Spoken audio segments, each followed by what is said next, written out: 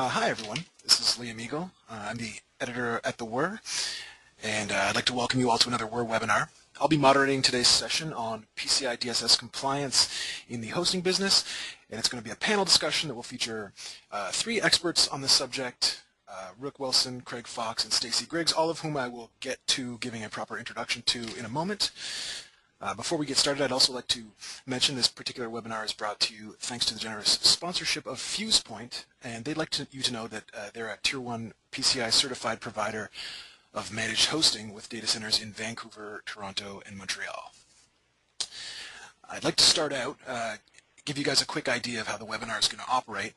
In a few minutes, we're going to begin the discussion, and I'll put some of my questions to the panelists. We've reserved some time at the end specifically for questions from the attendees, but you can feel free to submit them throughout the presentation, and I'll try to keep an eye on the questions as they come in. And if anything really relevant to the discussion at hand comes up, I will try to sort of interject where it's polite. I wanted to warn you in advance that it's very possible that we'll get more questions than we'll have time to answer during the session, which is going to be about an hour long. And if your question doesn't come up in the course of the Q&A period, we're definitely going to follow up after the fact, try to get everyone's questions answered via email. And in addition to that, during the question and answer session, there's going to be information posted on how you can contact each of the panelists. So if you have specific questions for any of the panelists, you can go ahead and get in touch with them directly, and hopefully they'll be able to help you out. I guess the next thing I'm just going to advance the slide here. I'm going to introduce you to each of our panelists and give them each a chance to sort of introduce themselves and give you an idea of what they do and what their relationship with PCI compliance or payment application compliance might be in certain cases. I guess the first is Rick Wilson of Miva Merchant. Rick, do you want to let people know what you're all about? Sure, absolutely. Thanks, Liam. Hi, everyone. My name is Rick Wilson. I am the Executive Vice President of Miva Merchant, and I run day-to-day operations here. I've been with the company for forever in internet time. I started here in 1999 and have overseen the growth and sale and purchase back of the company. And our relationship with PCI and PADSS is we sell both the distributed and hosted shopping cart, and so we are in the process right now of finalizing our PADSS, which is Payment Application Digital Security Standard certification for our distributed product, as well as in the middle of undertaking our PCI service provider certification for our hosted product.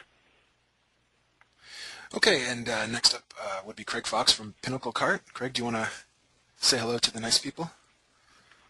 Sure. My name is Craig Fox. I am one of the founders and VP of Product Development here at Pinnacle Cart. We have a soup to nuts e-commerce application similar to Miva. The way that we work within PADSS and PCI is just like Miva. We're just finalizing the final stages of our PADSS certification.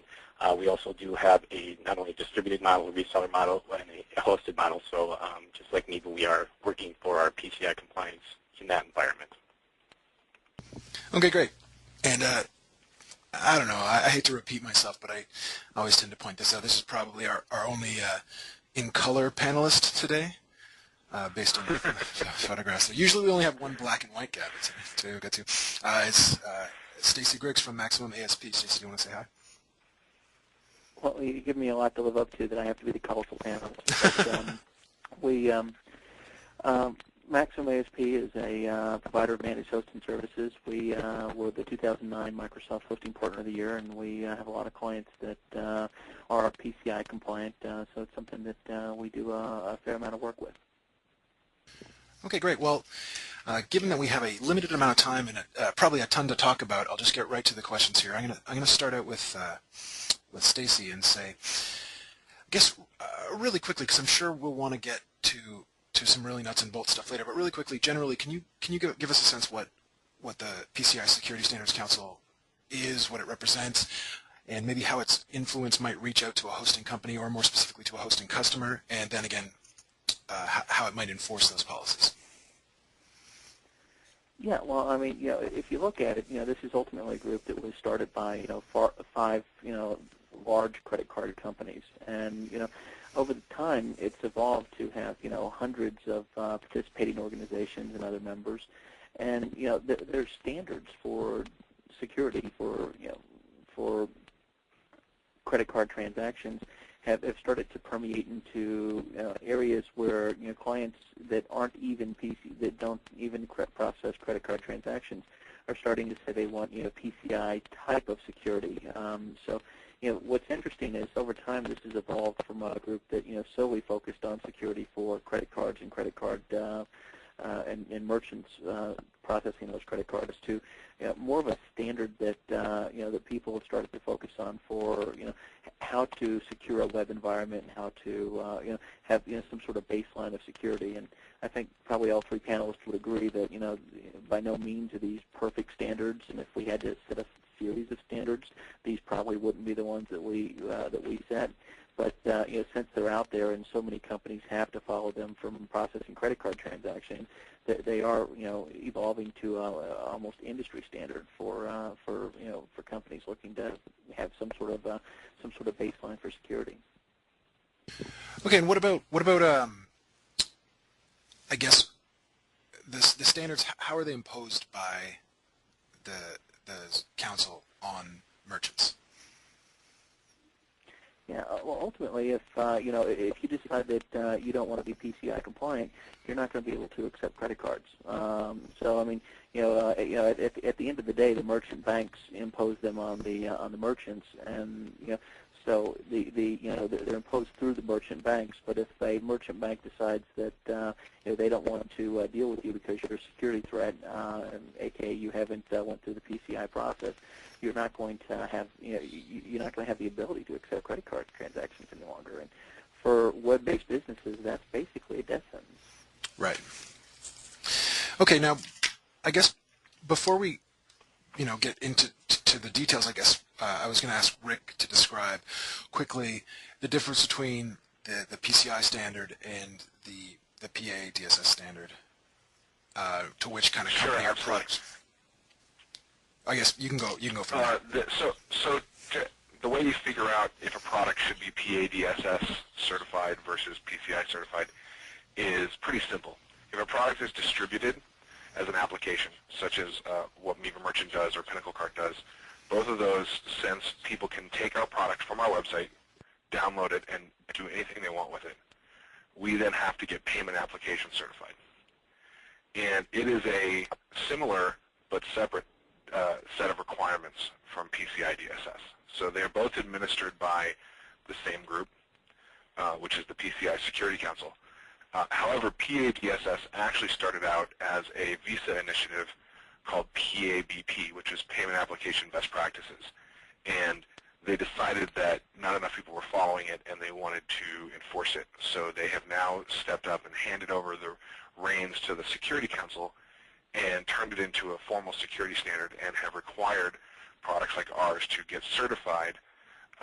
In theory, there's this drop-dead date of July 1st, 2010, and that's, I'm sure, what Craig's team is working toward as well as ours. That is being enforced for PA-DSS.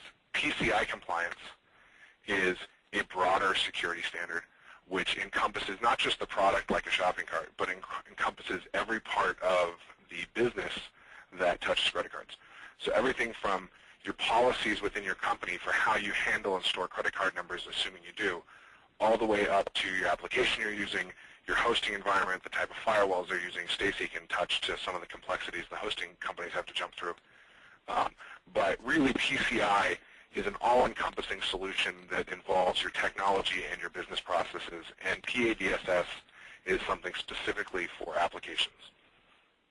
Yeah, I'm glad you mentioned it that way, Rick, because often one of the big problems hosting providers will run into is somebody will call and say, I want to be PCI certified in my application, and not understand that still the vast majority of that work ends up falling back on them. for compliance. There's a limited number of things that hosting companies are responsible for, and hosting companies that provide PCI hosting are pretty good at those things. But the business processes, how you do things on the back end, what policies and procedures you have in place, are all part and parcel of that process. And a lot of companies just don't realize that when they decide they want to get PCI certified. Okay, so yeah, and I just wanted to follow up on something Rick said regarding the deadlines. Obviously, Visa isn't going to kind of cut off the hand that feeds it.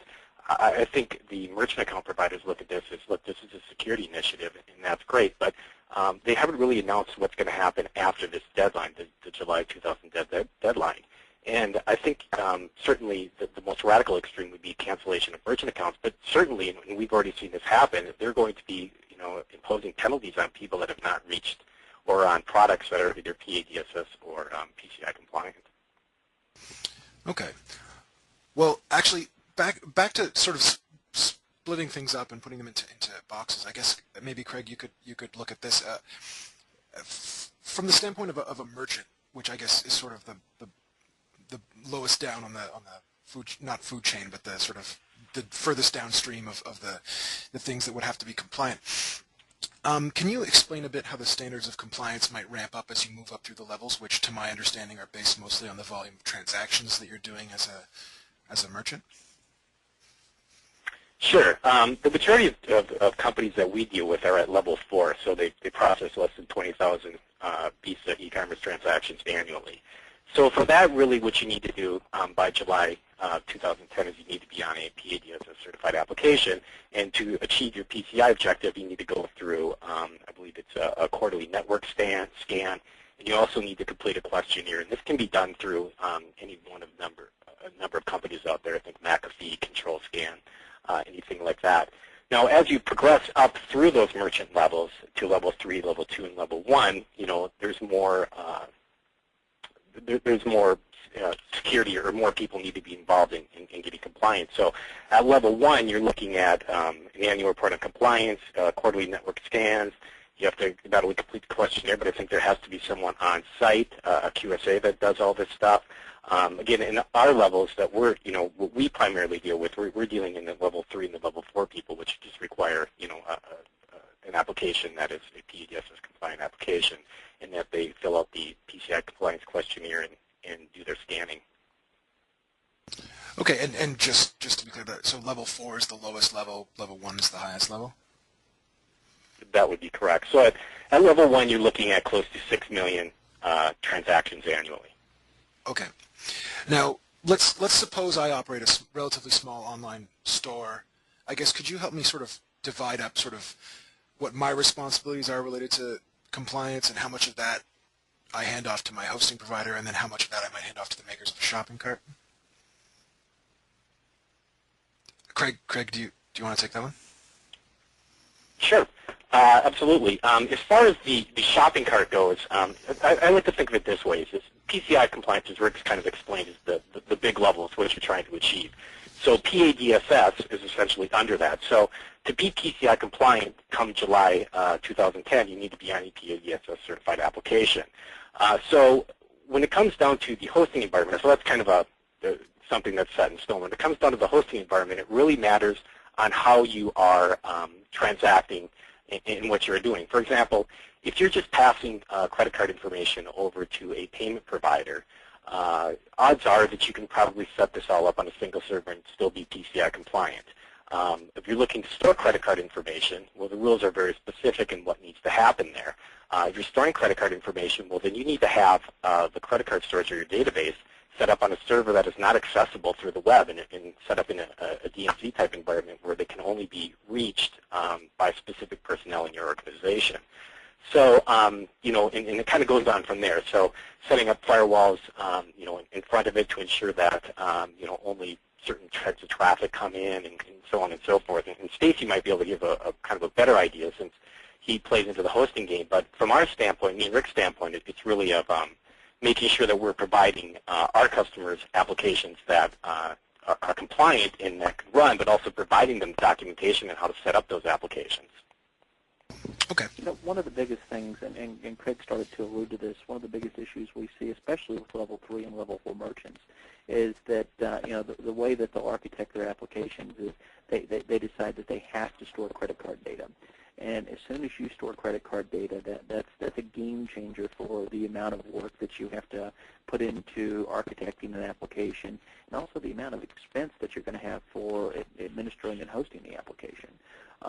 So it's typically when we're talking to to a new client, and we talk, if we can get them early enough in that cycle to say, look, there's going to be substantial additional cost for you to save these to persist these credit card numbers in your application, and make sure that they understand that. And as long as they understand and prepared for it, then that's a fairly straightforward installation to make sure that people are prepared for. But the easiest thing by far would be to take just pass off your credit cards to credit card authorizations to a shopping cart application like Craig or Rick's, and make sure that they do the heavy lifting, because these guys have invested huge amounts of money to get PCI certification already for their applications. Okay, well, this is Rick. The one thing I would add to all of that as well is that in the event of a breach, if the worst case scenario happens for an online merchant, you can't pass the buck on compliance and responsibility. So if you're using a PADSS certified shopping cart hosted at a PCI compliant service provider host, that does not automatically make you compliant or off the hook for a breach. What that is those are the right choices to make. However, when they come to an examination of your business, they will look at the policies of your business. They will look if, for example, if you don't have a log of who's accessing your credit card data, then that's a hole in your PCI compliance. And if you're not maintaining, if you don't have a policy in place for accessing that credit card data, that's a hole in your compliance. So a lot of merchants are really trying to find someone who will take the responsibility off their shoulders, and it's not really possible. For a very small merchant, the only options we see for truly not having any compliance requirements is to use an off-site checkout like PayPal or Google or Amazon. But for most of our merchants, the vast, vast majority, limiting yourself to just PayPal, for example, would be a difficult choice because you lose sales. So you do have to still read the docs and answer the questions honestly and attest that you're answering them honestly. There is no magic bullet from a service provider standpoint that will take all responsibility off your shoulders. Okay. I guess let's talk specifically about a web hosting provider, and let's say you want to talk, and I do want to talk about a hosting provider that maybe doesn't necessarily promote, but assures its customers that it meets the standards for PCI compliance, which I understand that Maximum ASP fits that bill, right? Stacy? Sorry, you guys. Yeah, certainly. We provide PCI compliant hosting to our client base. The first thing begins when you start talking to a hosting provider, or a hosting provider starts talking to a prospective client. You have to put up. The client needs to say up front, I'm looking to specifically do this for PCI. It's amazing how often our people will talk to somebody, and they'll start saying, they'll start asking questions that raise the possibility of PCI. They'll say, I want only private IP addresses on my SQL server, or I want these ports secured on my firewall. And then our sales reps are trained to start asking the questions. Well, is this something that you're looking to have PCI certified? And based off of that, then we get into a much deeper level of examination of, are they storing the credit card data? Are they using a third party to basically process the transactions without storing it? So then we try to figure out, if they're going to fill out an SAQA or an SAQD from a self-assessment standpoint, or if they're a higher level merchant, if they're basically going to, if they're going to have a QSA come in and audit this. From okay, there, sorry. we need to. I'm sorry, was someone saying No, I interrupted you. I'm sorry. Carry on. Okay, no. from there, we a baseline PCI architecture would be multiple servers with each server serving a role. So if you had a web server, an application server, and a database server, that's inherently a minimum of 3 servers. And the only thing that those servers can do is that individual role. Same thing if you wanted to have a dev environment and test environment. You would have to have those offloaded onto their own individual servers from a from a role standpoint, from a best practice. And for this example, I'm talking more somebody looking for a like an SAQD. Additionally, firewall would have to have everything locked down so that you were only using ports that you literally had to use to make the application function. Obviously, the database wouldn't have access to the general internet, so it would have private IP addresses accessible only from other servers in the configuration. And then you would have to have quarterly scanning. You would have to have either a professional code review or something like an application firewall to protect your code. And there are a number of other iterations of how that can roll out based off of what a person specifically wants their application to do and other things that they might want to host in the environment. Okay. That was pretty great. The thing that I was going to interrupt you to ask was basically if you could give some specific examples of what's required from an infrastructure architecture kind of standpoint, which you then proceeded to do. So, thank you. I guess. And obviously there's requirements for IDS and a number of other things, and different hosting companies handle those things different ways. Logging, some hosting companies sell you an additional logging package. Some hosting companies include logging.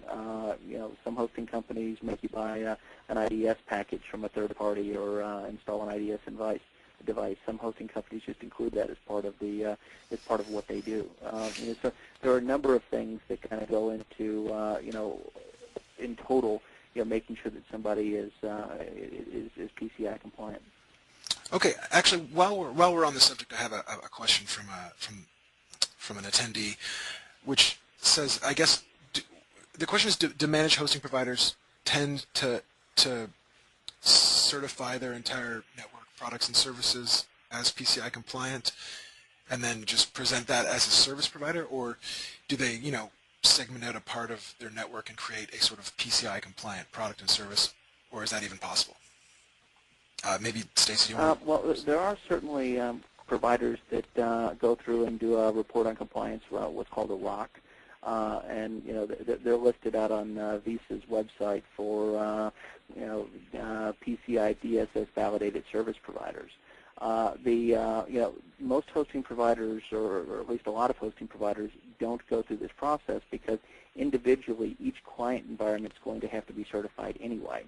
So going through and doing a ROC on your data center doesn't get you anywhere closer to certifying an individual client's environment. They're still going to have to go through the same certification process whether your hosting provider has a ROC or not. Okay.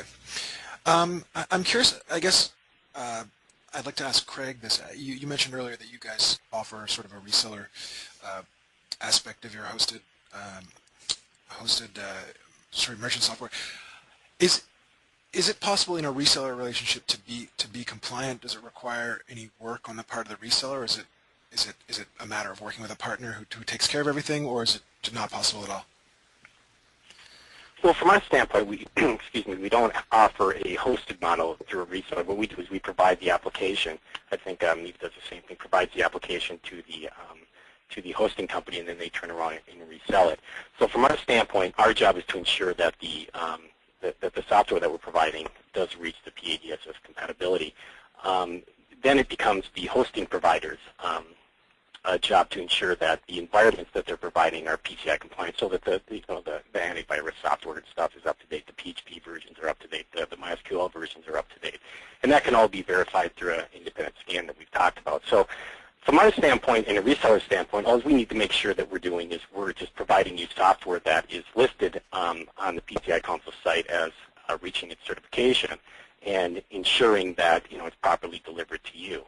Now, there's a lot more involved in that, as far as making sure there's a chain of trust for updates, passwords and everything like that. But that all falls in our realm of responsibility. So from a resource standpoint, they just need to make sure that they're using a PADSS certified application and making sure that their environments, as Stacy's already outlined, are set up in a compliant fashion. Okay.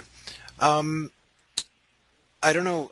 Maybe Craig, while you're sort of talking, you could answer this. A couple of people have, just in the last few minutes, asked the same question. Can a shared server or can hosting accounts on a shared box be PCI compliant at all, or is that just not possible given the standards? From my understanding, and Stacy might be the better one to answer it, they can. It really matters on what you're doing. If that client is going to be storing credit cards, then no, it can't be, because you need to get another server involved. I guess it still could be on the front end, could be on a shared server, but there's going to have to be another a server involved to handle the database storage. So from that standpoint, it's relatively easy to set up. But Stacy, again, might have some other thoughts on that. Stacy, do you? Yeah, I can. Yeah. We actually recently rolled out a PCI shared plan, and the whole point behind it is it's a cloud-based plan with multiple servers involved, and it's designed for people specifically looking for SAQA type level of PCI compliance that are going to use a PCI certified card, and not get into storing credit card data on their servers. So it is certainly possible, and for things like that, your hosting provider is going to have to make sure that they've got some enterprise IDS involved, that you're running current versions of software, that you're up to date on patches. There's a lot of things that you have to put into it. So there's certainly not cheap plans. I would suspect that if somebody's offering you a PCI certified hosting for, on a shared basis for less than $35, $45 a month, that you might want to dig into actually how they do it and look at the mechanics of how they do it. Okay. Casey, it's an interesting thing that we're still a little bit confused on. We get a lot of different answers as PCI compliance in the cloud. Meaning, if you're storing credit cards, is it possible to become, in your eyes, become compliant in a cloud environment? You know what? We have a cloud product, which we actually have a couple of cloud products. We have a cloud server product and a cloud site product. And when clients today ask us about PCI compliance, we steer them from the cloud from the cloud server product to a dedicated product. And at this point, while I believe it is possible, I don't know that it's a product that a lot of QSAs have seen. And our concern would be that we would have a QSA that would come in and audit it, or somebody that would come in and look at the environment and say, well, this is something that seems to have some holes in it from guidance on PCI certification. So at this point, because it's so new, we steer clients away from using that product for PCI certified hosting. But there are some places that will do a PCI in the cloud. Yeah, this is Rick. Just to touch on that, we've literally gotten conflicting information from multiple QSAs. So it doesn't appear that there is. It appears that there's some confusion or disagreement on amongst the QSAs who are the qualified security assessors who receive their credentials from the PCI Security Council. So at a minimum, if you take the ones who believe you can have a PCI compliant cloud solution, you would still have to have at least 3 servers. They just wouldn't be 3 dedicated boxes, and you'd have to have the firewalls properly set up and all of the structures and restrictions set up. In addition, I know the Security Council is working on some new rules to try to handle the advent of the clouds, but it's a bit like talking to an attorney. It's hard to get an objective answer. Hey, Rick, while I've got you here, maybe let's simplify things for a minute. Can we talk about just some of the actual security problems and poor practices and threats that the standards generally are meant to address, and where credit card data is at risk and where it has been at risk in the past? Sure. So, well, what the standards are meant to address is it just depends on your perspective. But one of our QSAs essentially said that the number one thing the standards are trying to address is to protect the member banks from having to reissue credit cards. Because you take a Heartland-like breach, or even the Network Solutions breach a couple of years ago, where 500, 600,000 credit cards get compromised, and they have to call and find every one of those customers, and depending on where the customer is, either mail or overnight them a new card, as well as obviously there's the dealing with the fraud that's happened in the meantime. And so they estimate a compromised card to cost a bank $100. So when you hear 600,000 credit cards compromised, what you're really hearing is someone eating $60 million. Okay. And that is what PADSS and PCI DSS is designed to help minimize. And so if you look at what happened in Network Solutions, someone somehow got access to a box, and I believe, and I don't know the real details from other than what I read in the press, but I believe they somehow had a memory scanner in place, and they were able to capture credit cards in memory. So even though the merchants weren't necessarily storing credit card numbers in the application, the credit card numbers existed in memory for a few seconds in process of being transmitted to the gateway, and they were stored, and the server was essentially running compromised for like 6 months. So you have everything from how people have access to your servers to people using cross-site scripting to upload, to get FTP access to your box. They're really looking to make sure that you've locked down your box so that people can't be walking away with credit card numbers and ultimately them have to replace those cards. Awesome, thanks. On sort of the same subject, I spent some of the weekend reading through the sort of 75-page PCI compliance document that the Security Council puts out, and I got the sense from it that a lot of it is just good security practices. It's not necessarily really complicated stuff. It's not necessarily really difficult stuff. And even in the cases where it is difficult stuff, it seems like it's very no-brainer security stuff. Stacy, do you feel like there's any sense that any of this is compliance just for the sake of certification or for completing an audit and having a badge versus the idea of actually just applying proper security standards to a hosting business? Well, yeah, I guess I could answer that from two different perspectives. There are certainly a lot of clients who only go through this work because it's required by the Security Council. So because of these requirements, there are clients that are following best, or at least better practices for security than they would follow otherwise. Are there things in that document and things that are required that seem heavy from a provider standpoint? Certainly, and depending on the type of work you do, you could have clients that are looking for HIPAA certification or FISA certification, that have equally heavy types of requirements that are imposed, and it's part of the cost of doing business in those worlds, and unfortunately for some smaller clients, it's part of the cost of doing business, from a PCI perspective. That said, there's not a lot in these documents that, if you look at, good security practices, you shouldn't be interested in adopting anyway. Okay. I guess while you're discussing this, I'd like to hear this sort of generally speaking and from your specific perspective at Maximum ASP. Is there a revenue opportunity associated with being PCI compliant, or is it more a matter of,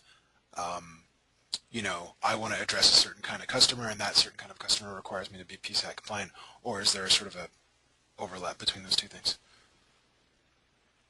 Well, there's certainly a revenue opportunity if you're a hosting reseller, or if you're a seller of hosting, to offer PCI compliant options for your clients. Because a lot of people that are out looking for hosting today are interested in PCI.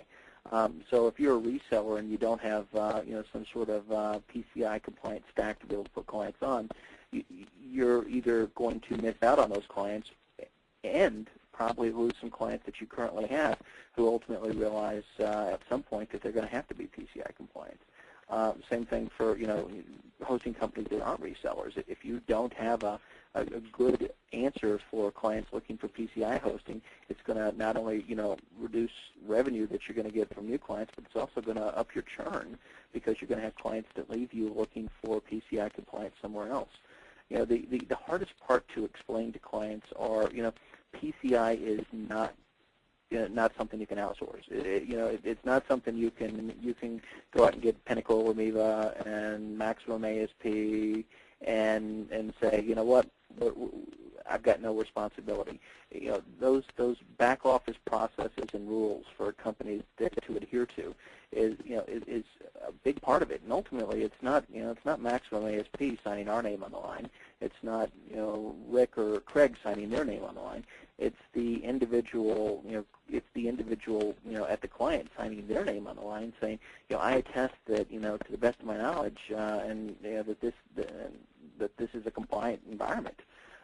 So if you sign something that isn't true, that's big trouble for you and big trouble for your company. Okay. Did that answer your question? Yeah, absolutely. Thanks, Stacey. I guess, Rick, I'd like to shift the conversation over more toward the PADSS side of things, and for a little while. I guess the first question is sort of, some of the details of what it describes, and I guess how much of the sort of heavy lifting for security, lands on the application versus the architecture. Well, and it'll be interesting to hear Craig's take on this. From our perspective, the heavy lifting was in process. So if you just look at what the system has to do, at first it reads like a very short list. Don't store the full swipe data. If you store credit cards, make sure they're properly encrypted, and a handful of other requirements. When you actually get into your audit, they examine every part of your business. So, for example, when a customer, because our product's distributed, there's 10,000 iterations or 20,000 variations on how people have set this thing up out in the universe. And oftentimes people, when trying to customize the product to their specific business, will paint themselves into a corner, and we have to support them. So we download their store and try to recreate the problems here, fix the problems, explain to them what they did, and then provide them a fix or upload the fix store. Well, that can only happen in a fully encrypted environment, which is not something we did previous to our PADSS. So now, if we need to get access to your FTP, we can only use secure FTP. If we're going to have a password to get into your server, it has to be a unique password that's only created for us, and then as soon as we're done, you get rid of it. And so from our perspective, it's been heavy on the process side, heavy on the release documentation side. We run pretty lean, and so historically, I didn't have to sign a multi-100-page release document when we have a major release coming out. Now we do. I have to go through every bug report, every fix, see the test plan, see that it's been properly done, to ensure that we're not going to introduce an insecure environment into existing stores, those kind of things. Yeah, and I would agree with everything Rick said. It's especially on the documentation side, the documentation that we now need to provide directly to the consumer of the product is a big 70-page document that basically states, that we've gone through all these processes and that we've done all these things. In some way, the document almost becomes it's difficult to manage, so we kind of need to condense it. Just go, look, this is the way you set it up in the environment, and this is the way you need it to go. But the documentation that we need to provide to the compliance council is really just, all these things that Rick's talked about, which is, we're developing on the standard. This is the way we manage our business. This is the way that we contact our customers. So it's really everything across the board. I mean, Rick, our process has taken us close to 14 months to reach the certification. I'm assuming that yours is probably about the same. Yeah, actually, very similar to that. And you end up taking a look at, here's one. So in order to be PADS, in order for us to be PADSS compliant, we have to provide documentation about, for example, the rotation of encryption keys, which is something that we never got into the business of telling our customers how to secure their store before. And so now we provide essentially a management panel in our software that does a little bit of the lifting for them. Are you rotating your encryption keys? If you haven't, then it puts up a warning that you're now outside of scope. But really, it's required us from a process standpoint to radically expand the relationship we have to have with our customers. Okay.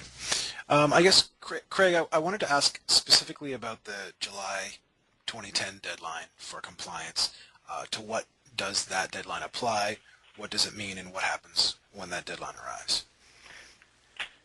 Well, the way that it reads is it basically states that any level 4 merchant needs to be on a PADSS certified application to maintain their PCI compliance. So it's important to talk about, where these exclusions apply. So if you're taking credit card information on your site, according to what they've written, you need to be on a PADSS compliant application, regardless if you're storing that data or if you're just passing it over to a transaction company.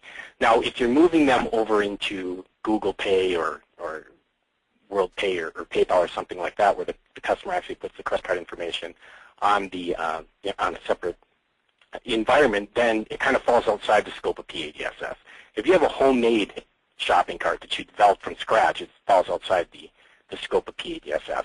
But other than that, again, the rule reads very simple. Come July 10th, you need to be on a PADSS certified application, or there's going to be penalties involved. You also could risk getting your merchant account canceled, so on and so forth. Now, I haven't read anything exactly what those penalties are going to be, but knowing that the Visa and certainly the council, well, Visa would be the one enforcing it. The council is actually the people that come up with the standards.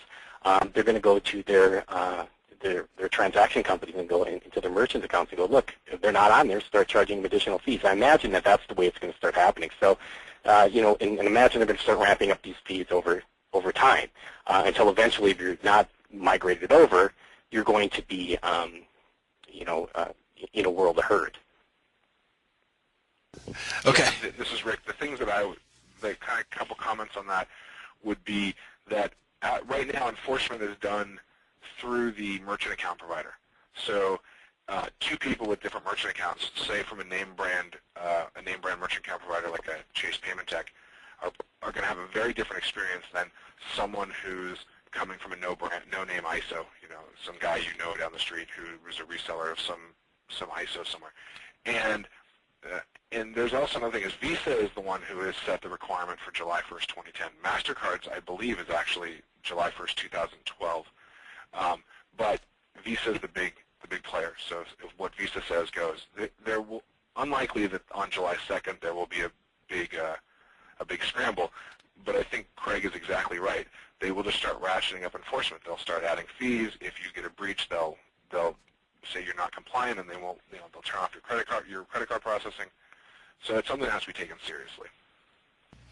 Okay. Yeah, and to follow up on that, that's the reason that I'm sure Rick's company's done the same thing. The reason that we've done it is we realize that moving the customer over into a different payment environment is going to result in a loss of possibly 30% of your business.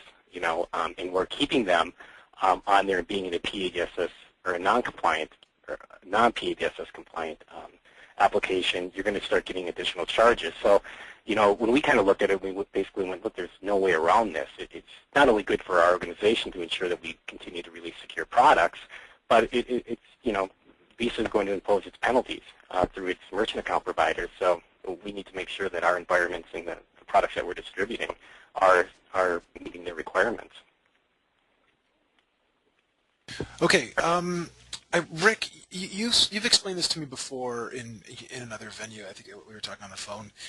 But my understanding is that one of the big impacts of this need or this demand for compliance, specifically with the PADSS standard, is that while it's possible for commercial products like yours and like Craig's to put in the work to become compliant and to put out this sort of expense that is required to bring in auditors and things like that, there are a couple of or any open source projects that simply won't have the resources to pay for audits and the other things that are required of compliance.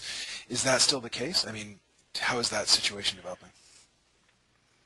So that's actually a great question, and that actually ties into something that Craig mentioned a minute ago. There's some debate over whether or not open source products have the same exclusion as a homemade product. But even if they do, what the homemade product exclusion, it might sound like a great deal. Oh, great, I write my own shopping cart. I don't have to worry about this. Well, that's actually not the way it works. What the homemade product exclusion does is mean that you now have to get a full PCI audit from a QSA. So, for example, when a QSA is auditing environments, say Stacy's got a large customer who's hosting a maximum ASP, and they're using Miva Merchant or Pinnacle Cart. When that auditor gets to the shopping application, the first thing they'll do is say, is this application PADSS? And if so, then they will mark it as so, and they will then move on to checking for policies. Are they actually implementing this product in according to the product implementation guide that that company has released, which is that big document Craig's been referring to. If you do not have a PADSS product, if you have a homemade product or an open source product, now they actually have to go do all of the intrusion scanning and auditing against that product that we've already gone through ourselves. So even though it's an exception from having to have a name on a list, it doesn't actually accept you from having to complete the processes and that you still are following the rules. For an open source product to get certified becomes very challenging because part of the process is control of source code. And as soon as you go change, let's say you buy a $9,000 a year copy of Magento that is PADSS certified. You go in and you change that source code, you have essentially nullified that, and you have to go back through the entire PCI process. So it can be, to be properly PCI compliant using an open source product has all the appearances of being difficult to do and very expensive. Okay, to Craig, I guess I think my understanding is that both Miva Merchant and Pinnacle Cart provide a certain kind of hosted version of the application. I would assume that there's a certain amount of work that had to go into that in terms of making the infrastructure and architecture compliant. Yeah, that's absolutely correct. So we do make sure that if our, as Stacy's alluded to, and Rick's done the same thing, if they're storing credit cards, that we provided the proper environment for them to be able to manage their business correctly in the way that they want to. So obviously there's going to be additional fees if you're doing those types of things, where it's a standard merchant where they're moving the data over to a payment provider. We can keep them in a shared environment, it'll be fine. So it really depends on the needs of the merchant, and we kind of need to. And that's what we're going to be releasing here fairly shortly, is to go, look, if you're just doing it this way, then we can stay PCI compliant in this environment. If you're managing your business this way, well, then we're going to have to move you into a different environment. There's going to be additional costs involved. Okay. And I guess I'm getting close to the end of the questions that I wanted to ask you guys, but I wanted to ask this one of Stacy. I guess to the extent that a web hosting provider accepts customer credit cards, does it have to consider itself a merchant and, assess or address its compliance there? And are these both, or is that part of the same ballgame, basically? No, actually, hosting providers are not only providers, but to the extent you're accepting credit cards, you're a merchant as well. And based off of how most hosting providers charge for their service, and the fact that most hosting customers, or at least most smaller hosting customers, are going to pay via credit card, it's not easy. It's not difficult for a hosting provider to become a level 3 or level 1 merchant very quickly. If you imagine, a company with 5,000, 6,000 clients, and each of those clients receives a monthly bill, all of a sudden you're looking at 60,000, 70,000 transactions on an annual basis. So you not only need to worry about what am I doing for my clients and how do I make sure that my clients are compliant, but you also need to make sure that your internal environment's secure as well. I can't imagine a worse compromise than the hosting provider saying, their internal billing was compromised. If that's the level of security you provide for yourself, then people have to really worry about the type of security you provide for your clients. So there's not only the risk of the fines and/or inability to accept credit cards that the security council might, that your merchant bank might lay on you, but there's also that reputational risk. So it's actually probably a bit more critical for the provider to make sure that their in-house stuff is in order. Okay, that's That's great. I guess the last question I want to ask of you guys that I had planned out, and let's I guess start with Rick, but I'd love to hear what everyone thinks of this.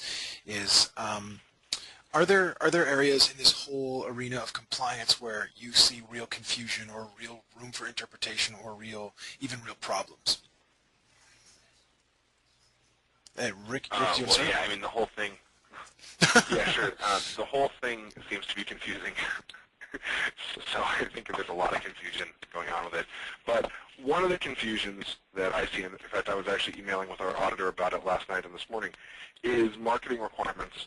It's pretty routine to see someone who claims that they offer fully PCI compliant hosting. Say someone goes to Stacy and buys a PCI compliant plan.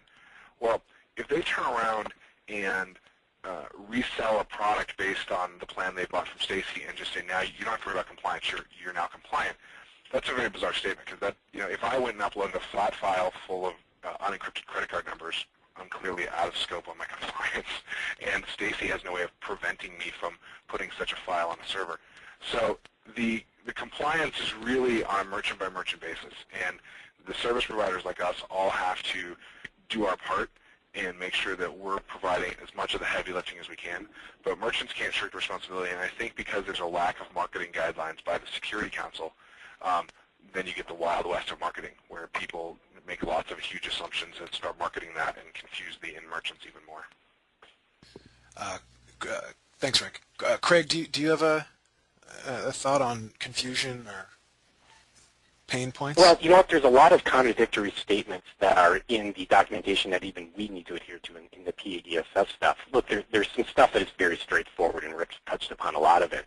But, for example, at the beginning of the documentation, it says under no condition can you store CVV2 numbers. Well, then it goes on further in the documentation that there is conditions in which you can store CVV2 numbers. So it gets really confusing, and that's where we have to work with our QSAs. To ensure that we're developing a product that is going to meet the standard and do the things that it's supposed to do from our perspective. And when you start kind of bringing the two documents together, the two certifications, PCI and PADSS, well, again, you start looking at contradictions there. So that's why we hope, working with the QSAs and their interpretation of the rules, it kind of guides us along to ensure that we're creating an application that works. All right, thanks, Greg. Stacy, do you have anything that jumps out at you? Yeah, first of all, Rick hit on, something that, if people take home one thing from this, it's that your hosting provider can do everything possible to make you compliant. You can blow it in about 30 seconds. Ultimately the responsibility is the individuals. We'll even go as far as if we see somebody that puts unencrypted credit card data out on something that we'll say we'll send them a note and say we're going to shut your account down because we're worried that you're not following the rules of what we agreed to when you said you were going to host PCI, host something from a PCI perspective with us. The other thing that's extraordinarily confusing, and we touched on it earlier, is the cloud. If you want to know how to attain PCI compliance in the cloud, or even if it's possible, if you ask 3 different QSAs, you're going to get 3, maybe 4 different answers, depending on what sort of mood that third one's in. So, there needs to be some clarification on virtual environments in the cloud because more and more energy is being driven that way from a hosting perspective. All right, thanks a lot. Okay, so just before we get into the Q&A period, I just wanted to let everyone know that we've got about 5 minutes left in the scheduled amount of time that we're going to use. I think we can probably safely go a couple of minutes long because we've got a lot of questions from users, and I'd like to try to get to as many of them as possible.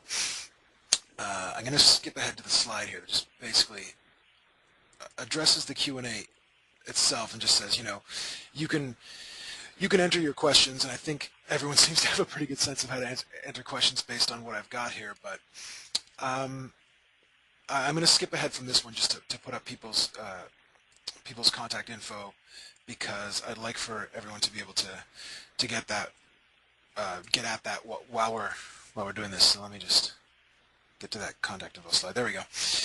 All right, so I guess let's see. I need to find a good place to start. I wanted to kind of address that everyone seems to have a lot of really specific questions about is this compliant or is this compliant, and I think that a good way to consider that is there's a ton of information on the PCI Council's website, and there's many huge documents, PDFs, and stuff that you can download, and there's, I mean, point by point lists of how you can go through and get compliant. So there's certainly a lot of stuff you can address there, but we'll try to get to a lot of the specific questions and see if we can wrap this up before too long.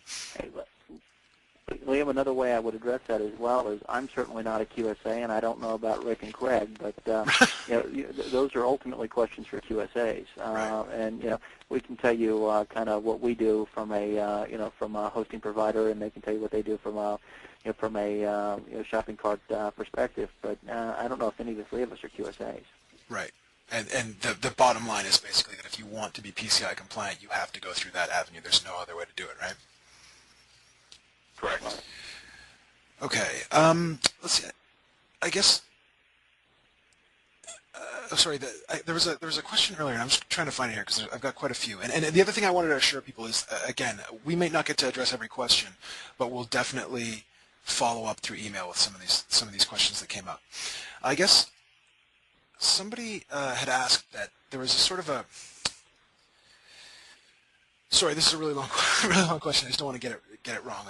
I guess I'm going to read this question verbatim because I just want to make sure it says Stacy differentiates the storing CC information and using a third party to process credit cards like authorized.net is the example used, but and Rick seems to differentiate between local credit card processing that might store credit card info and offsite processing like PayPal or Google Checkout. I guess the person wants to know if you can clarify if there are different specifications for storing credit card information versus processing credit card information through a merchant or through a merchant account. Well, and I'm going to lean on Rick and Craig for this. I don't have the SAQs in front of me, but I believe specifically in an SAQA you have to attest that you do not store credit card information. In an SAQD you can store credit card information.